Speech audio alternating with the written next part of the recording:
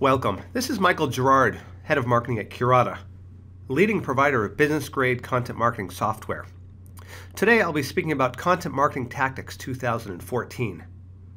This webinar will provide insight into the tactical maneuvers being made by 500-plus marketing organizations, including guidance on what you can do to differentiate your own content marketing strategy. So let's dive in. First of all, welcome to the jungle, the content marketing jungle, that is. Early in its development process, at least from a digital marketing perspective, many organizations are still trying to find the right path for success through this jungle. These companies are struggling with identifying what is content marketing.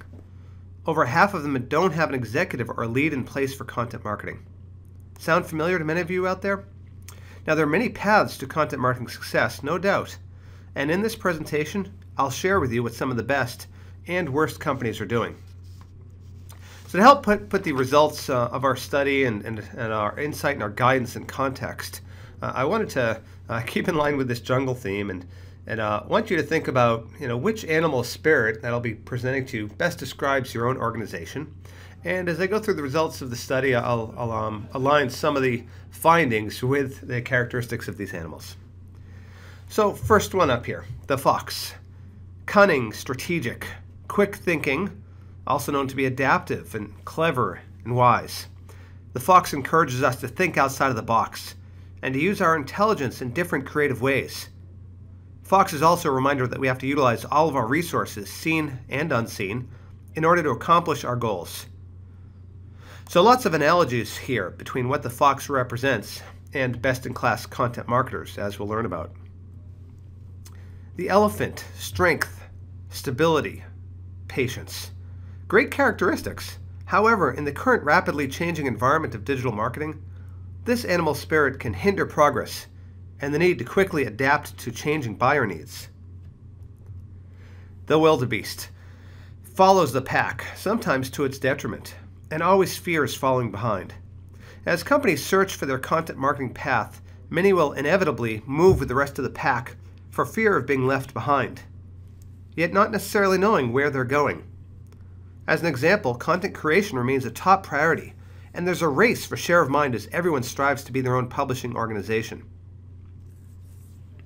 Last here, Tyrannosaurus Rex, or at least the remains of the T-Rex. Extinction. Certainly no place that any of us want to end up, and therefore we have to be careful as we move forward in this very new space, content marketing space. So in the next 30 minutes or so, I'll present to you the source of insight for these results in this webinar. Then I'll get into the current state of content marketing, what we're seeing out there, the challenges, the successes, and that'll help us with the next part, which is what should our content marketing strategy be moving forward, and also what are the related tactics associated with that strategy, getting really tactical. And I'll provide you some insight into some additional resources that I hope will help you along your path. First things first here, the source of the insight. So as I mentioned, we're going to dive deep into the tactics of digital content marketing practices. And this research, the output of it is driven mainly from a survey that we fielded just in the past couple months and had participation from over 500 marketers. You can see the mix in there on the slide. We had good representation of folks, mostly from B2B, but we did have some B2C involved in the study. From a revenue perspective, runs a lot of companies, certainly smaller organizations, but good representation from companies, 100 million and up. And you can see 10% of companies, over $1 billion in revenue. Titles, good representation from folks that are involved with the tactics, which was really of high interest for us, since this content marketing space is, in the digital era at least, is so new, and lots of representation across different verticals.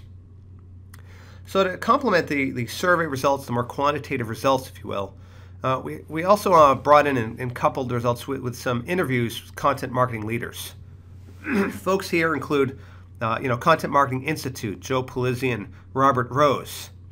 B2B marketing profs, having conversations with Ann Handley and other folks over there. And certainly bringing in some of the insights from some leading industry analysts like Jake Sarfman over at Gartner, Rebecca Lieb over at Altimeter, and several other analyst teams. Also wanted to make sure that we brought in the best-in-class marketing practitioner perspective. And you can see just a sampling of companies that we've had some deep conversations with. In addition, I'll throw in some of my insights from my own personal experience, about 25 years experience in marketing and sales. And prior to joining Curata, I spent 10 years with IDC, having co-founded and managing their CMO and their sales advisory practices. So I'll throw in some of that insight and research wherever possible as well too. So where are we right now with content marketing? What is the current state? And I brought in here the wildebeest on the right side. You can see in the pictures the best description of this, full steam ahead. And so I broke it up into 3 areas of where things are moving forward. And starting off from a strategy perspective, and you'll see this in the data, as I present it to you. The priorities, more leads. We have to engage buyers. We have to build their trust. We have to expand our brand awareness. But we're going to do it more through this content marketing lens or inbound marketing lens. The top challenges, this is not a new one, right? More resources, staff, budget, and more content. Investment. You can see I brought in some data from Marketing Profs and the Content Marketing Institute, in their most recent study, almost a third of the marketing budget being spent on content marketing. The Curata research, we can see almost 3/4 of marketers will increase content marketing in 2014. And for content, bottom line, increasing productions. Once again, just about 3/4 of content marketers are producing more content than they did a year ago. So that mound of content is piling up. So there's our full steam ahead. And as we see once again the picture on the right here with the wildebeests and them moving forward, and many times we get on board and we're not really sure where we're going. And so if we expand that picture, you see you might be going into danger or you may not. And so we have to be careful following the herd. So if we return back to our 3 key areas here, strategy. No doubt a work in process. 43% of companies having a content marketing strategy executive. And many of those companies also still putting in place their own content marketing strategy and formalizing it and having an integrated content marketing management process. Investment, I best describe as blind ambition. We're not quite sure how much we're investing in content marketing. We're not quite sure of the allocation, what it has been in the past, what it is now, and what it should be in the future. And in our study, measuring the impact of content is very low. It's a low priority, which is a long-term concern for me, as a content marketer and for the industry as a whole. Content, bottom line right now, quantity is everything. So content marketers are producing more content than they can handle and more content than buyers can absorb in many cases or access. And as marketers failing to market their marketing. Right? Promotion, distribution. So regardless of your animal spirit, content marketing 2014, there's going to be an increase in people, in staff, be it internally or outsourced. And inevitably, there's going to be an increase in adoption and leverage of marketing technology. So before diving into more details, let's ensure that we level set on what's already been happening within our own 4 walls, as well as from our buyer's point of view. And so the first picture, honestly, I started off thinking, well, within our own 4 walls, what's happening, and our sales folks, marketers throughout our company are being buried in content. But in second look, I thought, this could be our buyer as well. So as marketers, we have a history of creating more content than our own organization and our buyers can digest. So bottom line here, more content doesn't mean better. And we have to get better to understand what we've produced and what we need to produce moving forward. Now, if we do shift, to 100% focus here to the buyers, what's going on there? So they're overwhelmed, not just from our own content, but from the thousands of pieces of other companies' content as well. So the move to marketers becoming the next generation of publishers will continue. And therefore, we have to think about how to differentiate what we provide our audience to help break through the noise and provide some clarity for our buyers as they're looking for the most relevant, the highest quality content to help them in their career, in their current job. So let's dive into the results of the study a bit more here. And I did want to clarify, Just to be clear about content marketing, leads are certainly important, but engagement takes priority in this new content marketing, inbound marketing realm. And so we asked folks in the study to please estimate the impact of content marketing in these following areas. And you can see, it's pretty strong consensus as to the upper part of the funnel with respect to the impact of content marketing. And lead quality, lead quantity, you can see a pretty high number of folks still saying that there's an increase, but not as much as on the awareness building side. And this is going to have some ramifications as we look at, for example, what our expectations are for the ROI of content marketing, and how quick should we expect to see a return on content marketing? Because as we move higher up in that funnel, it's going to take longer to see an impact on closed opportunities. So as I dive deeper down into the results of this study, I want to take a framework of a people, process, technology view. So starting off from a people perspective, what organizational changes are happening in marketing organizations today and in the leading organizations? And starting off, I wanted to provide some specific examples of some companies that have already hired a content marketing lead. And so they came to the realization that if they want to drive some change in content marketing, they can't have it as part of people's part-time jobs. They have to have some folks that are directly accountable for these different areas. So my first example, Ed Youngblood, he's Director of Content Strategy over at Alcatel-Lucent. And I like Ed's vision for his role, his organization, to create and guide a strategic, persona-based approach to digital content marketing to support the business objectives and audience needs, and to redefine the enterprise process to create scalable content for a multi-channel, multimedia, multi-purpose approach. So, you can't underestimate the vision that's being set by the leader and what's being communicated throughout the organization, because that should drive into the tactics of content marketing. Now, our second content marketing leader here, Noriko Morimoto, the VP of Brand and Content Marketing. And Noriko, mentioned in my conversation with her that there was a drive in their organization to convince people, both internally and externally, of Zipcar's commitment to focusing on content marketing. And so their CMO felt that one person at the VP level and an executive level really needed to own content marketing from strategy all the way through to education to execution. And certainly what goes along with this organizational changes is building a team, and folks are starting to do that. As you get to number 3, I think there are a lot fewer companies that are at that stage. So we have to start to align internally, and this has a greater impact at larger organizations, multinational global companies that have many marketing teams in business units in different regions. So let's shift from our people, our org structure, to the process changes. First one, need to develop a framework for how you look at content marketing, content management. What's the flow of content through your organization? Going from content strategy to planning to developing the content and building the assets based upon that content, getting out to your market, publishing, promoting, and certainly analyzing as part of that cohesive process to drive continuous improvement and also to demonstrate your success to the organization.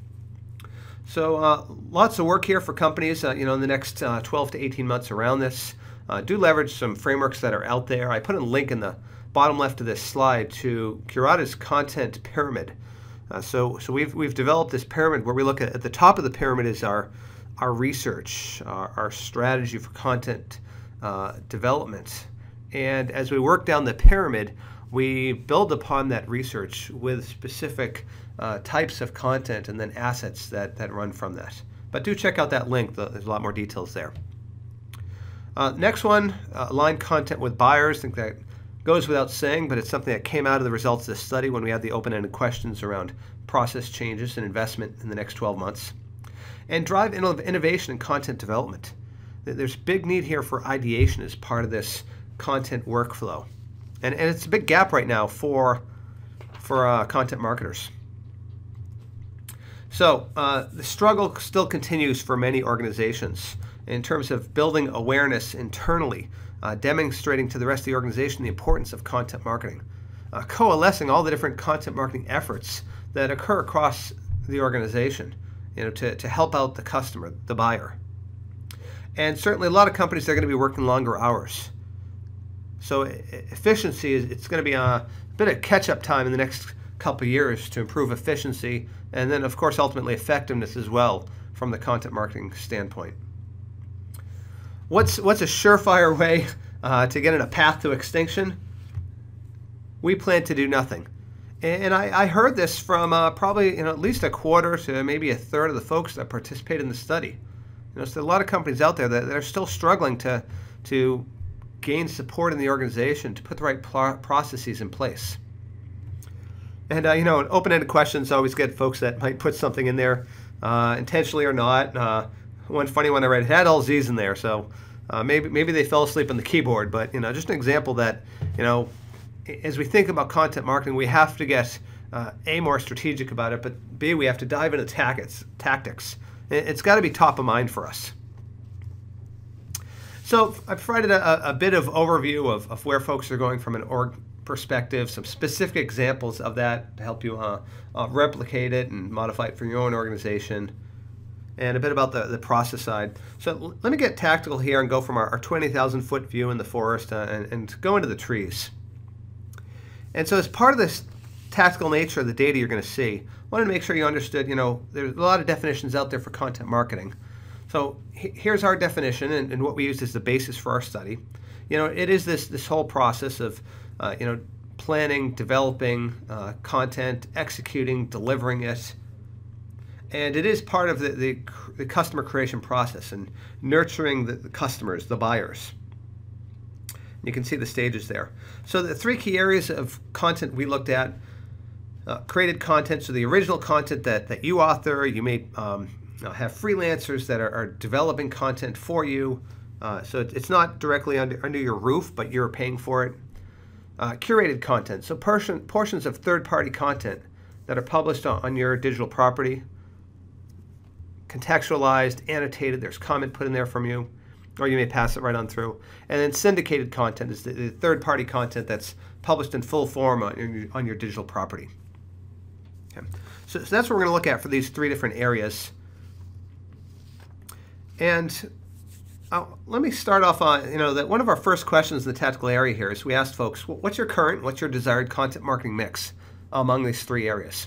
And just looking at the current part of this, you can see the 63, 24, 13 or so spread there. I was heartened by this. Good. A lot of folks, as you can see, almost a quarter are tapping into curated content. They're going out, they're finding some great content that their audience might find appealing. They're incorporating it into their own created stuff. They're blogging and including other people's insight, which is good. And before I reveal the desired content, let me go through the two main challenges of content creation today. From the marketer's perspective, more internally focused, and content consumption from the buyer's perspective, more externally focused. Just to give you a feel for where things are at right now and the challenges today. And then we'll see from a desired perspective if our, as content marketers, if our own direction is right or not. So as I mentioned, first challenge here for content creation is internally focused. So I think as marketers, content marketers, we can all relate to this, the fact that we can't create enough quality content to feed this content beast. Be it, for example, our blog post. We got it up and running, got one or two original posts going, but we have to do more than that. And it really is a grind to get great content on a continuous basis. Not to mention, of course, it's not just a blog post. It's ebooks, webinars, infographics, videos, PowerPoint presentations, podcasts, etc. So that's internally. And okay, A, do we have enough resources to support this? And B, regardless of the quantity of resources, do we have the right talent in place to create great content on a consistent basis? So a complex challenge, no doubt. And if we look externally from the buyer's perspective, regardless of how wonderful our content may be, because many marketers today, most of the content's still in it's in our own voice. The buyers, and as buyers go through their educational process, many studies have been done by IDC and Forrester and Gartner that the number one source they go to are their peers for that information. The second source they go to in order of priority are other third parties. And the third source are vendors. So great, we've shifted pretty far from our past, our history of providing product-specific information to offering content in the buyer's needs and the buyer's interest. But moving forward, we have to stop this egocentric content marketing, I like to say. And we have to bring in more of what other experts, other opinion leaders in our specific markets have to say and have to share. And that's to complement our own created content, right? So to provide a greater exchange of ideas within our own digital properties. And that'll help build increased buyer trust as part of our content marketing strategy. So let's return to our data result here. We asked folks about their content marketing mix, once again, for created, curated, and syndicated. And my expectations was that for the desired bar that I'll build here in the slide, I thought, oh great, that'll increase. People are getting that. They're getting on board with it. And so as I build the slide, what we see is that, okay, there's a bit of drop in the created content, and there's only a slight increase in curated. So it surprised me a bit. I think the percent mix is pretty good, but I thought the change year over year would be more significant. And so I thought, okay, we're still creating much of our own content. There's not much changing, or is it? So as I dove deeper into the data here, and let me orient you with this chart. So 'cause it's a bit different from the prior view. So what we're looking at here is it's still the same question, right? What's your content marketing mix? But we're honing in specifically on created content, right, versus curated or syndicated. So once again, original content created by the marketers. And I've bucketed the participants based upon what percent of their content's created. So on the left side here, basically, even if you look at just 0 to 30%, so that means, for example, the percent of participants that have 0 to less than 30% of their content created. So I call this group aggregators.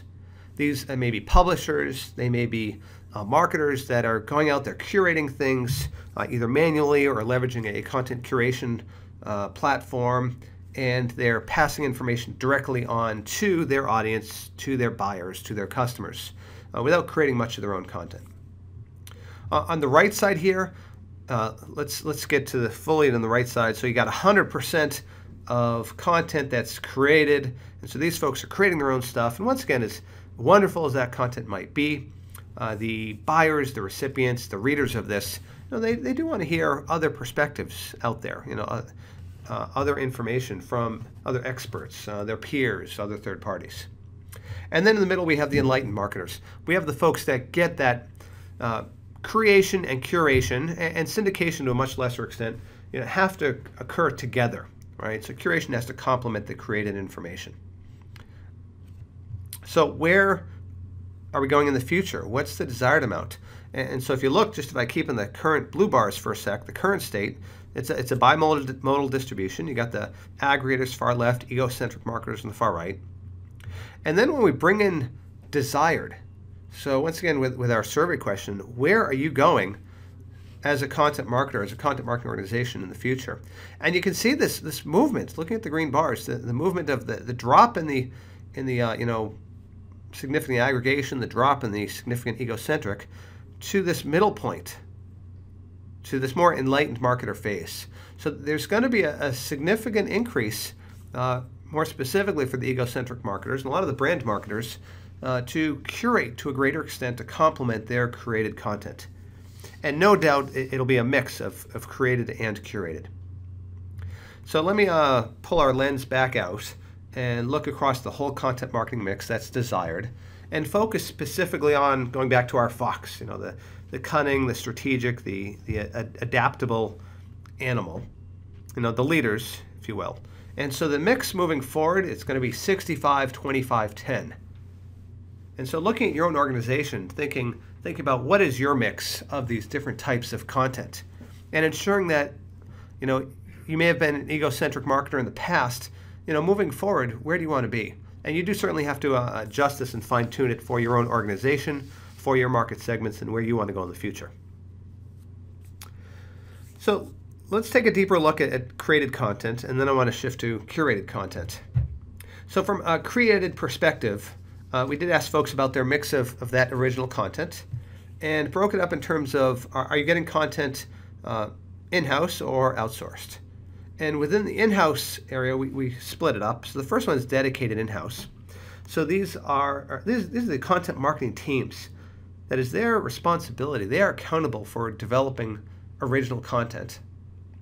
And then to some extent, organizations do reach out to individuals across their own companies that are experts and that can help contribute to that original content.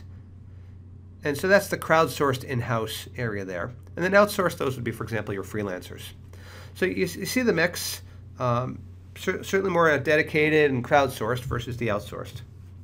And if I look specifically, there's not going to be much of a change, year over year going into desired.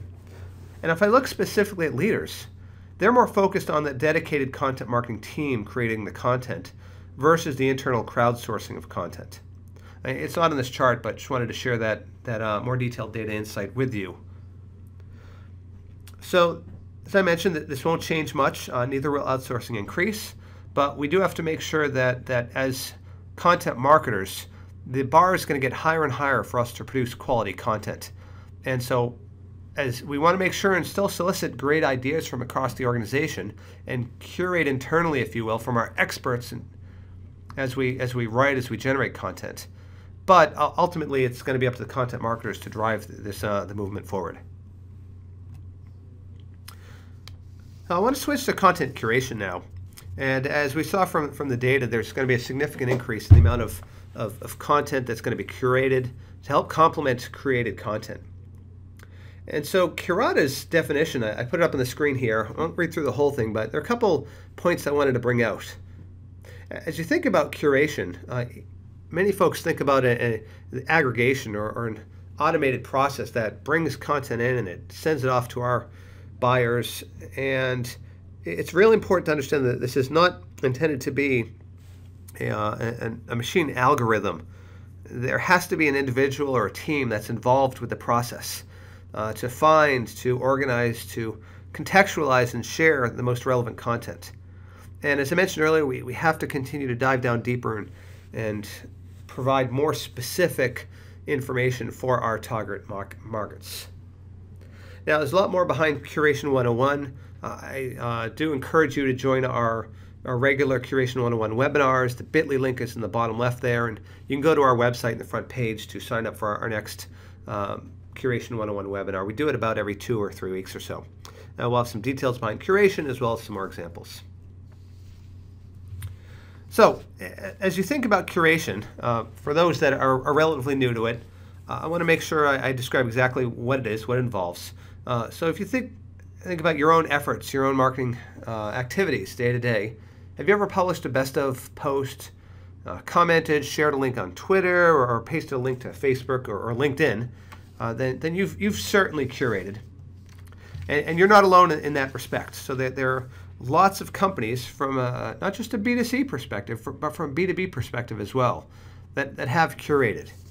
Be it more from an informal perspective, more manual, as I mentioned in the examples before, or more from the perspective of adopting a content curation platform or software that'll go out in a more automated fashion that'll discover great content for you, and then gives your team the opportunity to handpick the best stuff and then one click share it with your audience. So as more context, another example of a curated content piece. So this comes from Curata's content curation marketing destination site, and we curate from across the internet to bring the best to you, to content marketers, about what's happening in the content marketing space. And this is a piece as an example that we curated. Jasmine Henry had done a really nice blog post, and so what we did, it was identified through Curata's discovery engine. We have this self-relevancy, self-learning process to bring the best of content up to the front for us to look at. And so we pulled in a snippet from Jasmine's piece, and you can see this in quotes here, starting with Read News Daily. And then we created within the curation process Now, this is in our own digital property, right? And so we created our own stuff. We gave direct attribution to Jasmine, did an excellent job pulling the post together, made some comments on her post with a little quote here. And at the bottom, this read original article at Business to Community. It's a direct link to Jasmine's piece. We want to make sure and do that. It's the right thing to do ethically and from a fair use perspective. We did change the title here because, once again, this is our own, if you will, mini blog post with a curation of Jasmine's piece. And we also brought in a new picture here within our own created blog post here.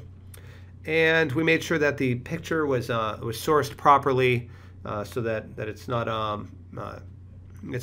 copyrighted, and if it is copyrighted, that we paid accordingly for that picture. So this is an example of a curated piece.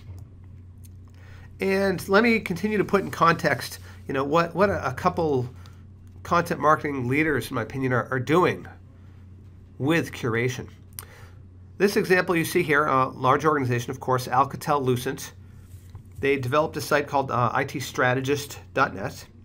And it's a destination site designed specifically for IT professionals that want to learn and stay up to date on enterprise-focused IP infrastructure, and communication solutions, along with top IT issues.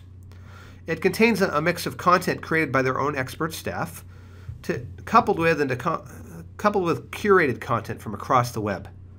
So it's bringing in the best that industry experts have to offer. So just another example of curation in action, with a hyper focus on a target audience, highly relevant, fresh content for that audience, and the content that supports Alcatel-Lucent's direction, and it provides the opportunity to bring in third-party perspective to support their brand image and their own created content. So that's one example of Alcatel-Lucent, larger organization. And I wanted to bring in another example of a much smaller company, 360 Chestnut. And it's an information resource for consumers who want advice about how to remodel their home with an energy-efficient and rebate incentive outlook. So they help connect these customers with the appropriate contractors.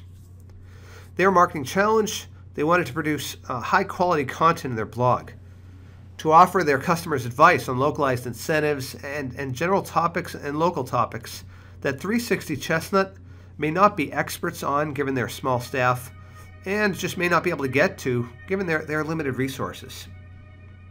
So their solution, they utilized curation to source relevant localized content from around the country and to give their customers higher quality information by publishing insights from other field experts, and to complement their already existing high quality created content.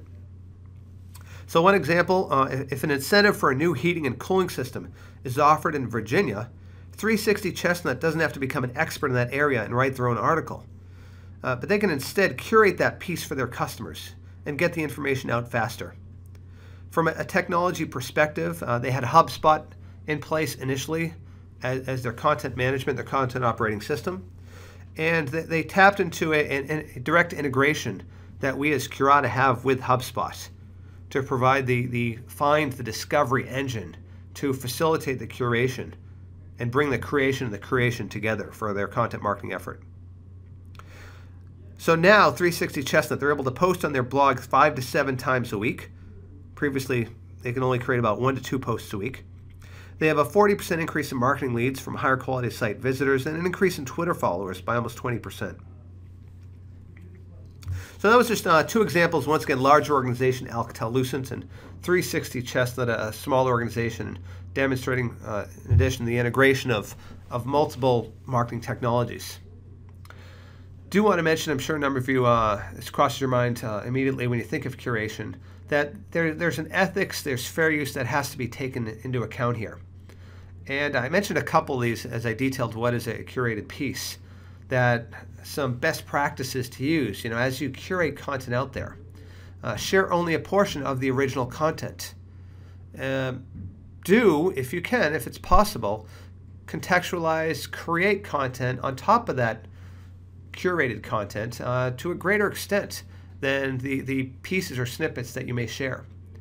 Always attribute the sources, make sure it's very clear for the readers how to get to those original sources and drive those visitors to the original publication. For those content marketers out there, I'm sure you can appreciate the fact that we love when other companies curate our own created content. But of course, we want credit for that. So there's a lot more information about tips for ethical and fair use standards for content marketing. And please do encourage you, go to the bit.ly link in the bottom left of the slide 34, and you'll see some tips, 12 or more tips that we have to be an ethical and power curator, power content marketing expert. And there's some great examples in the tool. We've graded some sites out there, content marketing sites, from an ethics and fair use perspective. Okay, so a couple more tactics as we think about content marketing and curation. Another question from the survey here. How often do you curate, do you share content from third-party sources? And we can see here it's pretty diverse in terms of the responses that we got.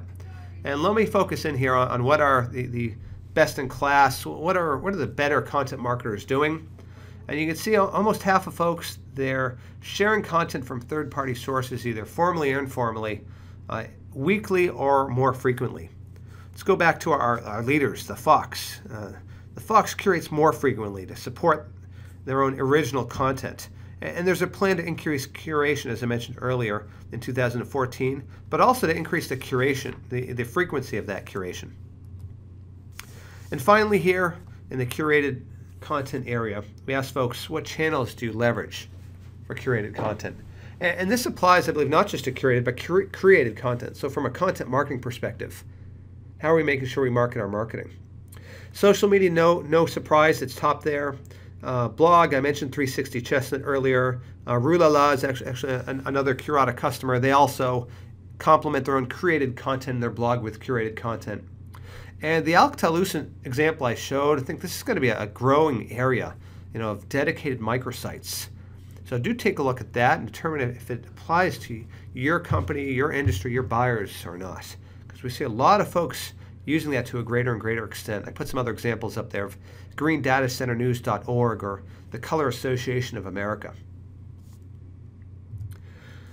So we talked about people, we talked about process, organizational structure, some tactics behind the content marketing mix, and creation and curation. Before we wrap up, I don't want to leave without talking a little bit about technology. Technology does come after people in process, but at no other time in history have we had the opportunity to leverage technology, not just for improving efficiency, but also for introducing good process into the mix, and more specifically into our content marketing, content management workflow. Pawan Deshpande, our CEO, just recently did a presentation at the Gilbane conference here in Boston about the content marketing tools universe. And so there's a lot of information behind what he shared, and I encourage you in the bottom right of this slide 38, check out his presentation. Very, very deep in insight from a content marketing tools perspective. And here's just a bit of a taste of it. When he thought about what's your content marketing challenge, he grouped the significant number of content marketing tools and providers out there into three areas: into producing, distributing, and measuring content. And there are a lot of companies in each of these different areas, but I would, as you look at this, map it to your own content marketing processes, look at these three top areas and the lower level categories that Pawan had put in there, and take a look at the different technologies out there. We're updating this on a regular basis. Do reach out to us to check if we've updated the charts since this was published. And I encourage you, experiment with different marketing technologies out there, different content marketing technologies. Make sure that you have a good understanding of what exists today for your sales, your marketing platforms, and how these new technologies do integrate with what you have today. Some data from our study for content marketing. We asked folks which type of technology they use for their content management process. And as you look at the data, you can see what percent of participants use MS Office, or more specifically use Excel, or may even use Google Docs, etc. So very high, no big surprise there. But what's interesting is that if we look at free tools, if we look at vendor software or internally developed software, and if I group those together, that yields for me, once again, people that answered this, they were able to select more than one answer. So I took a look at the data behind it. If I group those three in the middle together, what it comes to is that about 56% of companies are using some type of content marketing specific software, right? And then as we look at the leaders, right, versus the up-and-comers or the laggards, we look at the Fox. What's the Fox doing? They are in that 56%. They are in that middle area there. And they are experimenting with content marketing technologies, and they're going to do so even more in the near future.